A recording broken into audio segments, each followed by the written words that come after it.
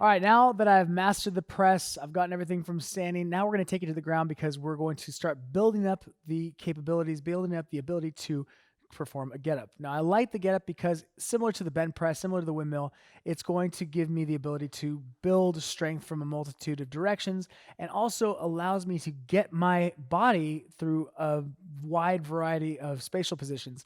So now, while I'm doing this, I'm going to have to be very aware of where my shoulder, where my arm is in relation to my body with that weight overhead. That's going to build very strong, resilient shoulders. And again, much less wear and tear than just mindlessly pressing. Now, in order to build up to this, we're going to do a lot of these things without any weight first to be able to test and see if our client or ourselves have the ability to hold these positions. Because if we can't hold these positions, we're definitely not going to load them with even more weight. So one of the first movements I like to do, and this is not necessarily an advanced position, but it's not easy either. It's a tripod press. And so from right here, we'll start off with both hands back behind. We're just going to get into a tabletop. So with this tabletop position, we're just lifting up the hips, driving the hips, lifting up as high as we can. So we're testing to see our range of motion in our shoulder because this does put a lot of strain on that anterior delt and up in through the pec. So we want to make sure that we have that ability. So ideally, you want to have your hands facing directly behind you, and then you can kind of play around with that position to see what feels comfortable for you until they're completely in front of you. So you can play around with all these positions and see how this feels. But what I want you to do is just practice this and see also the connection of your hand to the ground. So you're rooting the same way that we were doing with our feet.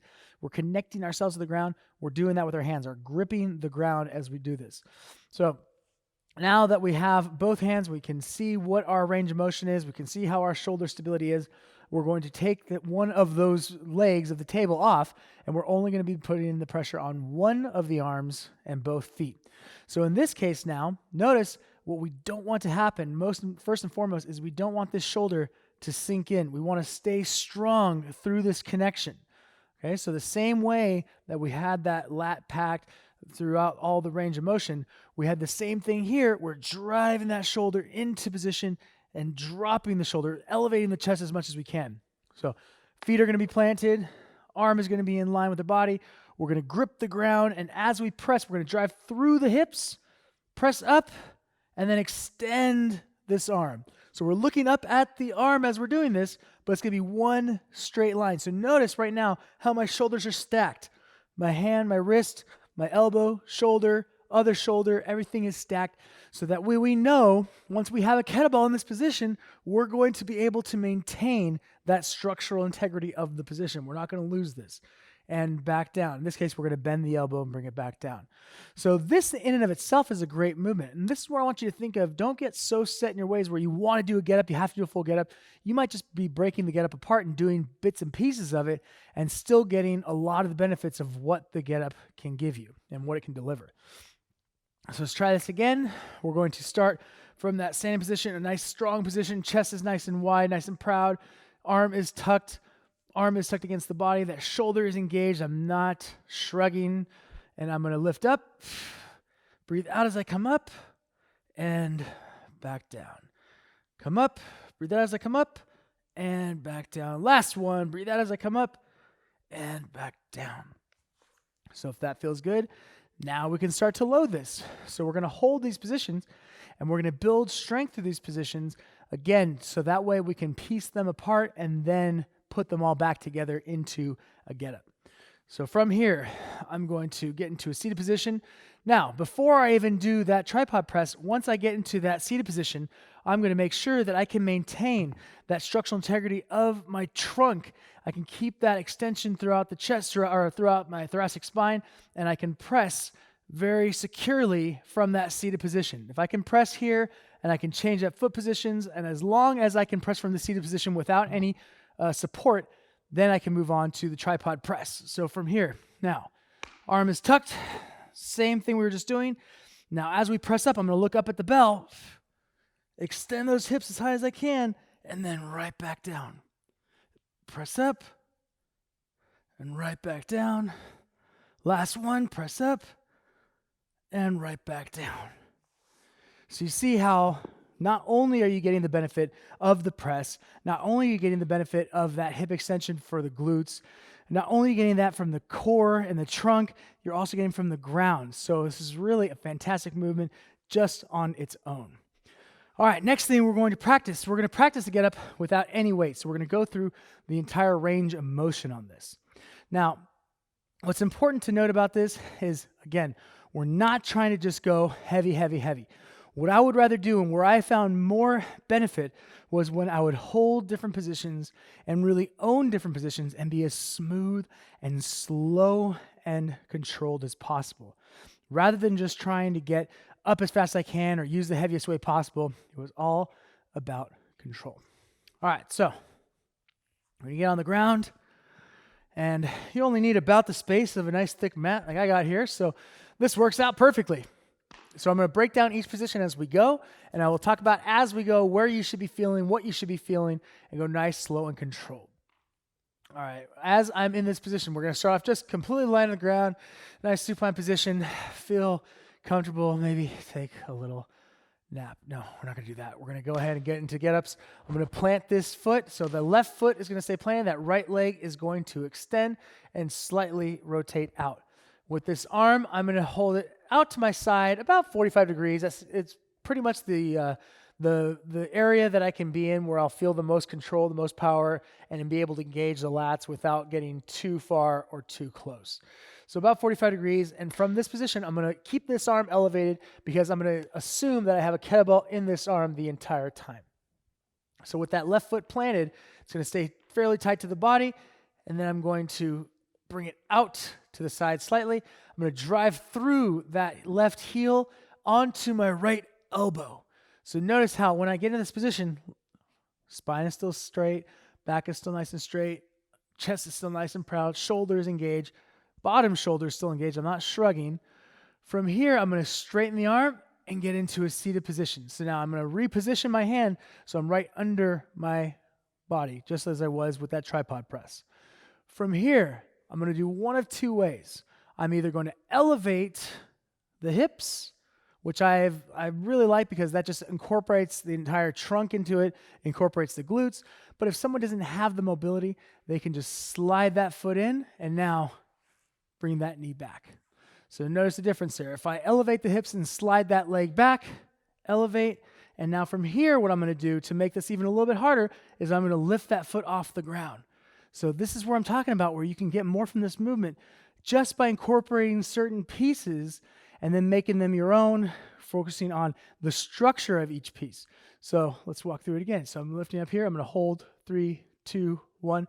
I'm going to elevate 3, 2, 1. I'm going to drive that left heel on the ground. I'm going to lift up this right foot 3, 2, 1. Oh, much more challenging. And then from here, I'm going to slide this leg back without touching. Slide, slide, slide, slide. And I'm going to hold. And now I'm going to let it touch. So you see how you don't even need weight to make this a challenging movement. Now we're going to come back. Notice how this foot, I'm pivoting as necessary to open up the right position.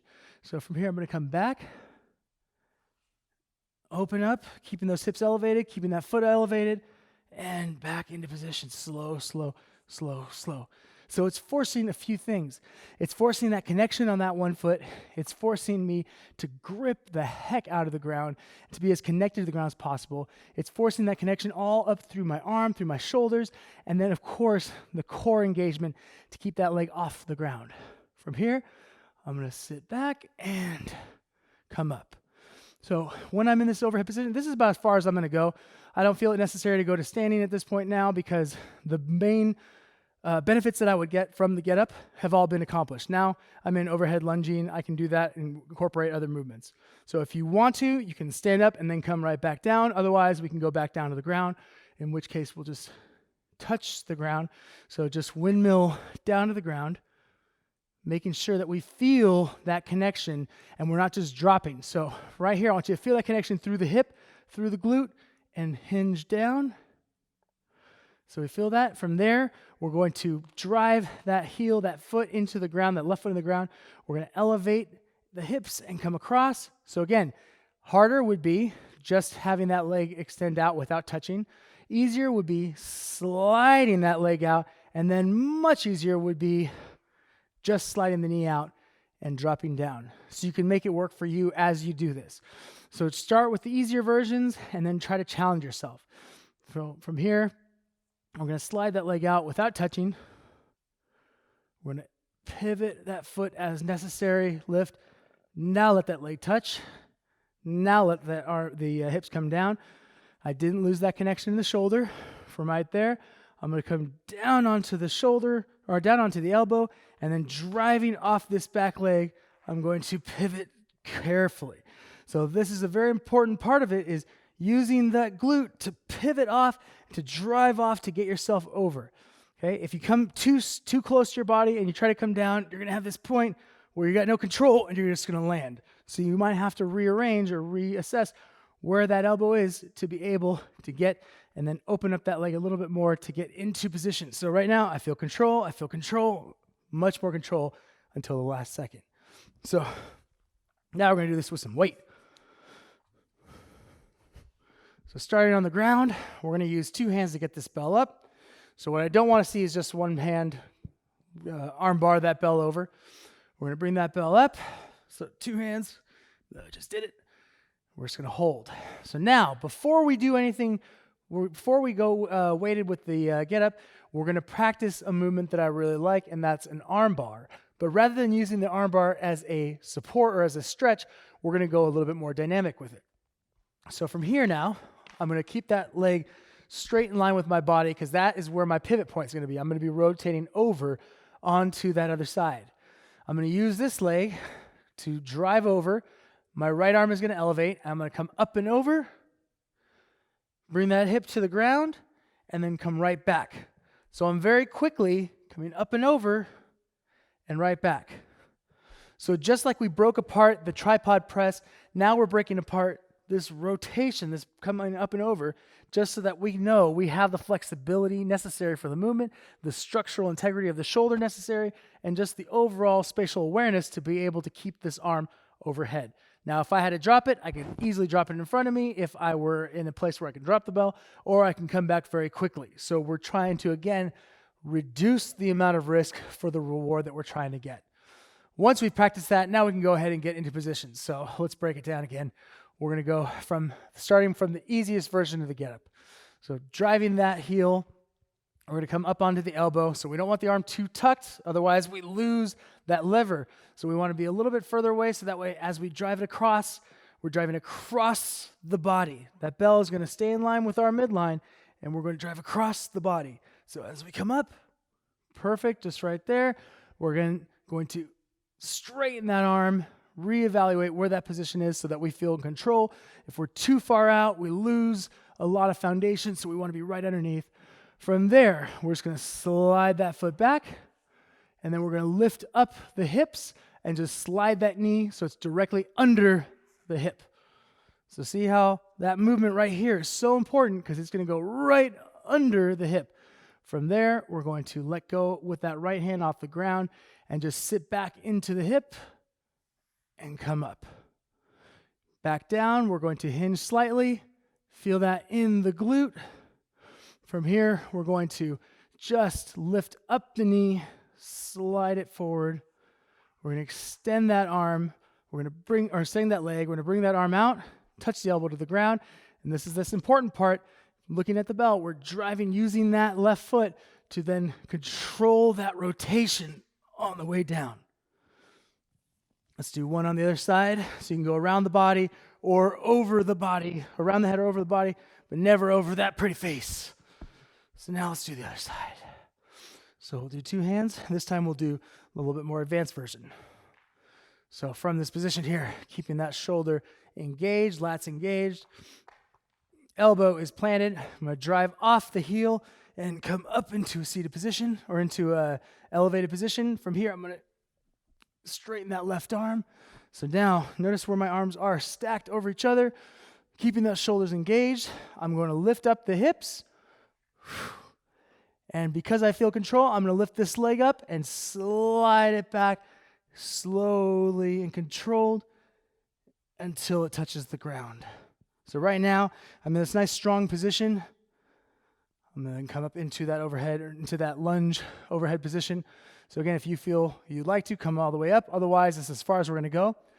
We're going to sit back slightly, touch the ground, and then from there, we're going to drive that heel. Again, remember, we're going to pivot as much as we need so that we can make sure the knee and the toe are pointing in the same direction. We're going to lift it up, slide it through, hold it, hold it, hold it. 3, 2, 1. Touch the foot to the ground. Bring that butt down, elbow down. Using that right foot, we're going to slowly come down to the ground. So you see how there's a wide variety of movements that we can do with this, where it can feel so much heavier than what just going heavy get-ups can do. I would much rather practice the movement pattern, really hone in on position, each position, and feel comfortable with each position versus just trying to go heavier and heavier or for longer and longer sets. To me, that's not going to intensify the weight. That's not going to get as much from the weight, as much from the movement as practicing the movement pattern.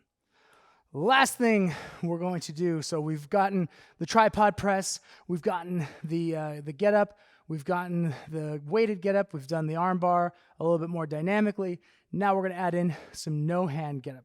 And this to me is really where the benefit of the get up it truly is, because really you get a lot of shoulder mobility with this, but ultimately you get a lot of hip dexterity, a lot of hip flexibility and strength from a wide variety of ranges.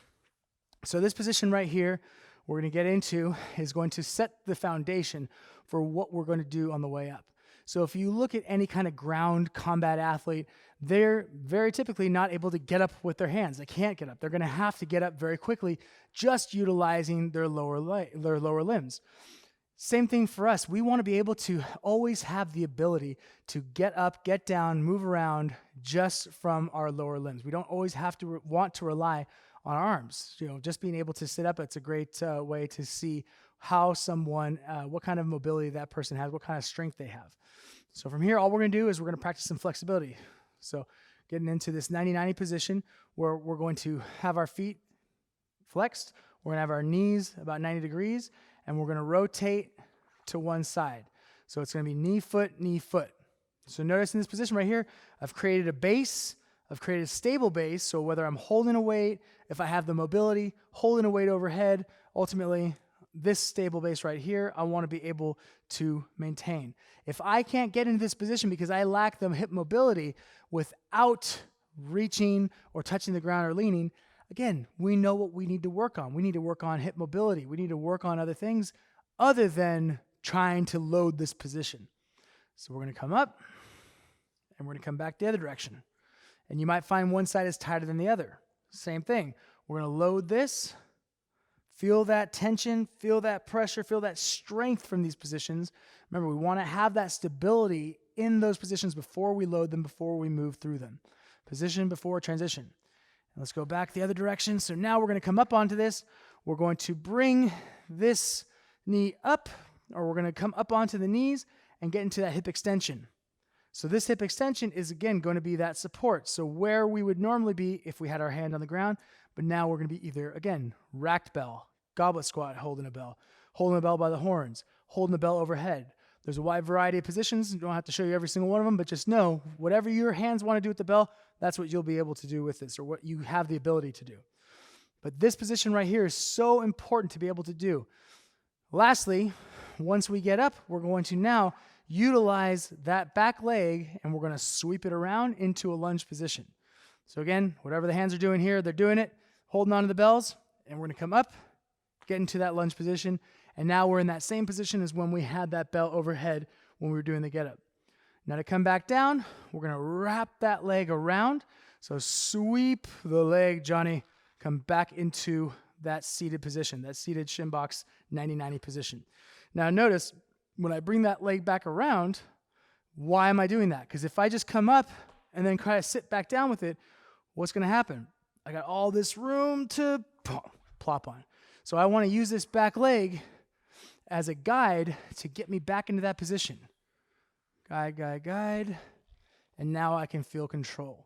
So I want to be as in control as possible with every one of these movements. And once I've practiced that, then I can start getting into get up flows. I can start playing around with them. But until you've mastered those, the tripod press, the get up without any weight, holding each position, the arm bar when you're doing it dynamically, and then a no hand get up, then you can start playing around with them. But remember, foundations first.